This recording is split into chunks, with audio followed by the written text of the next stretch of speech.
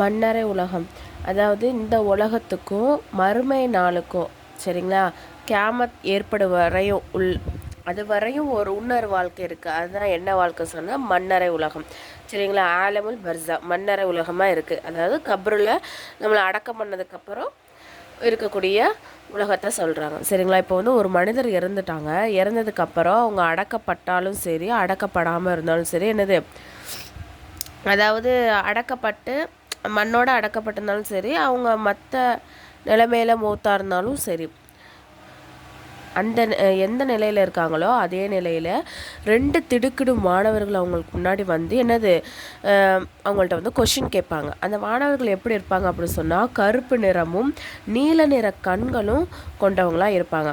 அதாவது சில பேரை வந்து அடக்கம் பண்ணுவாங்க, சில பேரை வந்து எரிச்சிருவாங்க, சாம்பலாக போயிடுவாங்க. அப்போ அவங்களுக்குலாம் கேள்வி கணக்கு இல்லையான்னா கிடையாது, அவங்களுக்கும் என்னது கேள்வி கணக்கு தான். அதான் சொல்கிறாங்க, அவங்க அடக்கப்பட்டாலும் சரி வேறு எந்த நிலைமையில் இருந்தாலும் அவங்களுக்கு இறந்ததுக்கப்புறம் 2 மாணவர் வந்து கொஷின் கேட்பாங்க கண்டிப்பாக சரிங்களா.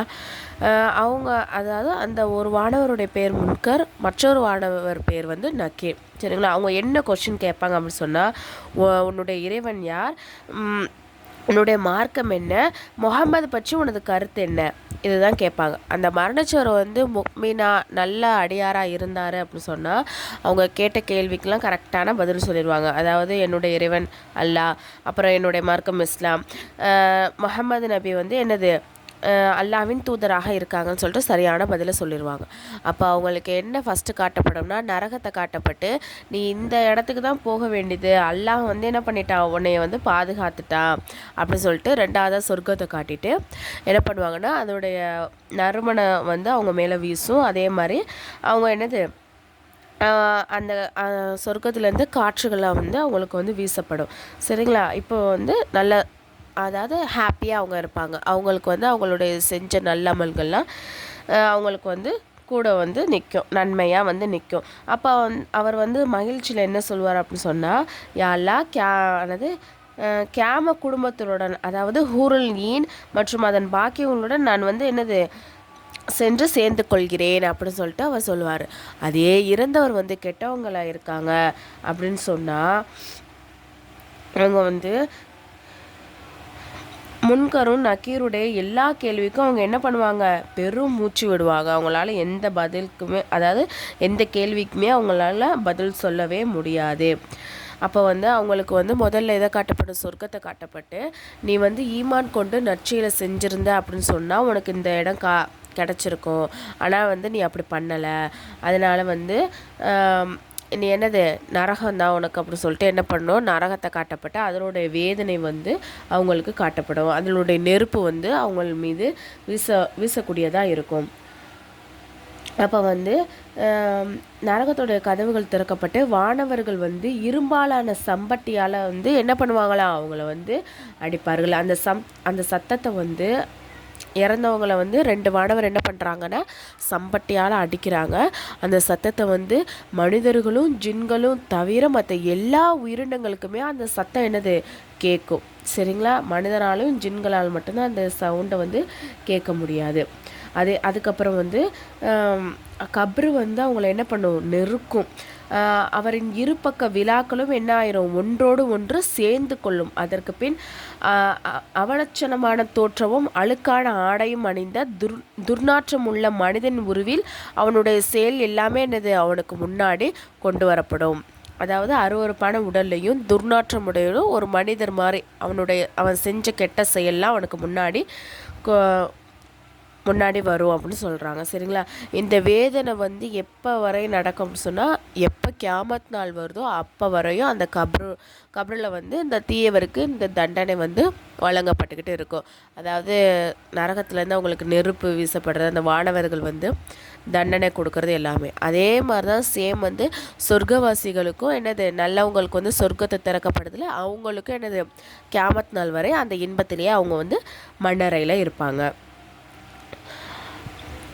மன்னரை உலகம் நல்ல முக்மினான அடியாருக்கு அல்லா தாலாவின் அருளும் வெகுமதியும் கிடைக்கும். காஃபிரான மதம் மாறு புரிந்த முக்மீன்களுக்கு அல்லாஹின் வந்து என்னது வேதனை தான் ஏற்படும்.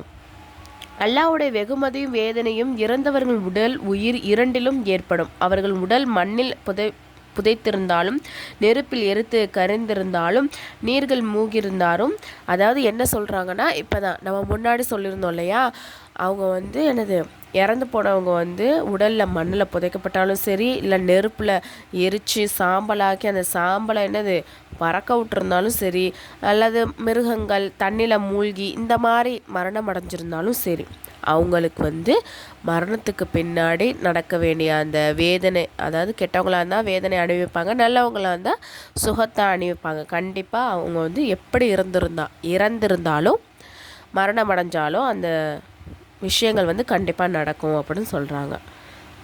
அதே மாதிரி அந்த வேதனையாக இருந்தாலும் சரி, சுகமாக இருந்தாலும் சரி, அவங்களுக்கு அவங்களோட உடலுக்கும் உயிருக்கும் ரெண்டுக்குமே தான் கிடைக்கும் அப்படின்னு சொல்கிறாங்க. சரிங்களா?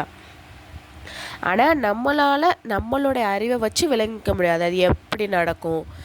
சாம்பலாக போயிட்டாங்க, அந்த சாம்பலை கரைச்சிட்டாங்க, காற்றுல பறந்துச்சு, அது எப்படி வேதனை அடைக்கப்படும் அப்படின்லாம் நம்மளால் சிந்திக்க முடியாது. அல்லாஹ் சொல்கிறா, ரசூல்லா சொல்கிறாங்கன்னா நம்ம அப்படியே ஈமான் கொண்டுறணும். சரிங்களா? அதான் மெயின் விஷயம்.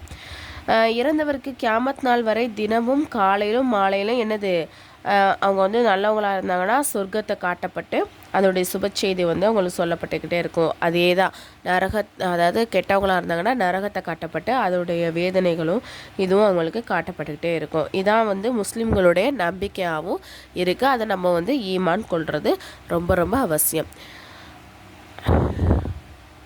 இந்த பாடத்துடைய கொஷின் என்ன அப்படின்னு சொன்னால், மன்னரை உலகம் என்று எதற்கு கூறுகிறோம்? மரணித்தவர்களிடம் வரக்கூடிய மலக்குகளின் தோற்றத்தையும் பேறுகளையும் கூறுக.